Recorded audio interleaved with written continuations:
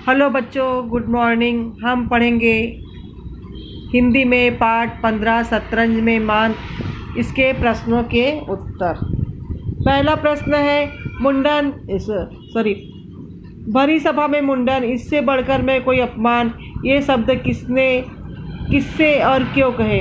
इसका उत्तर है उपयुक्त शब्द तेनाली ने पहले दरबारी से इसलिए कहे कि राजा ने भरी सभा में तेनाली के बाल उतरवाने को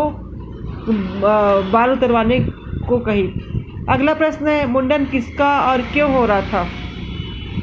इसका उत्तर है मुंडन तेनाली का हो रहा था, क्योंकि तेनाली शतरंज के खेल में राजा से पीट जाते हैं। अगला प्रश्न है तेनालीराम ने अपनी किस चतुराई से दंड से मुक्ति पाई और 5000 अर्थपिया ले ली।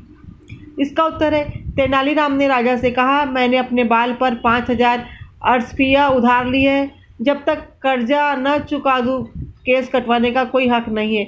मुझे इस प्रकार 5000 अर्थपिया ले और दंड देने से मुक्ति पाई। तेनालीराम ने राजा से कहा कि मेरे माता पिता की मृत्यु के बाद आप ही मेरे माता पिता हैं। आपके जीवन रहते मुंडन कराने से कोई आप स्वर्ग सिधार गए तो कराने से आप स्वर्ग सिधार गए तो।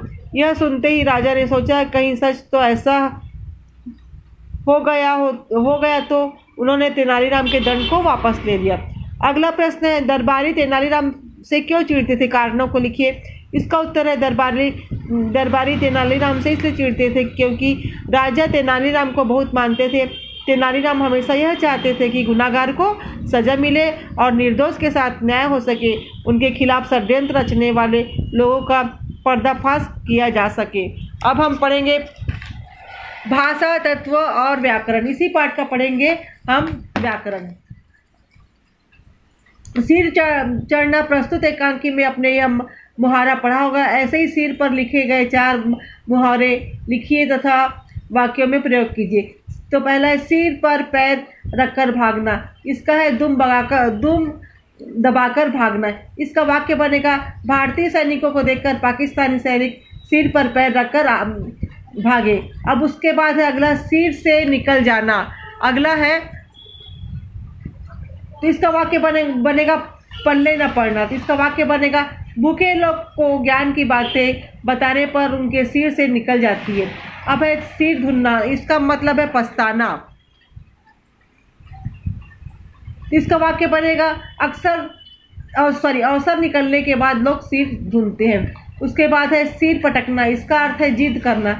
इसका वाक्य बनेगा लोग अपनी बात मनवाने के लिए सिर पटकने लगते हैं। अब है दूसरा प्रश्न है नीचे कुछ संज्ञाएं दी गई, आपको इसमें विशेषण बनाने हैं। जैसे संज्ञा है शिक्षा है तो इसका विशेषण क्या बनेगा, शिक्षित बनेगा। अपमान संज्ञा है तो उसका विशेषण बनेगा अपमानित। दोष संज्ञा है तो उसका विशेषण क्या बनेगा, दोषी बनेगा। ढोंग संज्ञा है तो उसका विशेषण क्या बनेगा, ढोंगी बनेगा। क्रोध विशेषण है तो क्रोध संज्ञा है तो उसका विशेषण क्या बनेगा, क्रोधी बनेगा। और ज्ञान संज्ञा है तो उसका विशेषण क्या बनेगा, ज्ञानी बनेगा।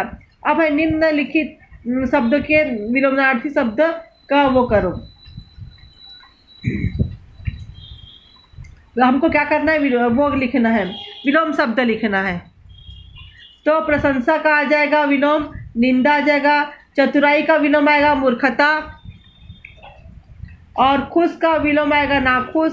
और दुष्ट का विलोम आएगा सज्जन। उत्तम का विलोम आएगा अधम। और जय का विलोम आएगा पराजय। और व्यवस्था का विलोम आएगा अव्यवस्था।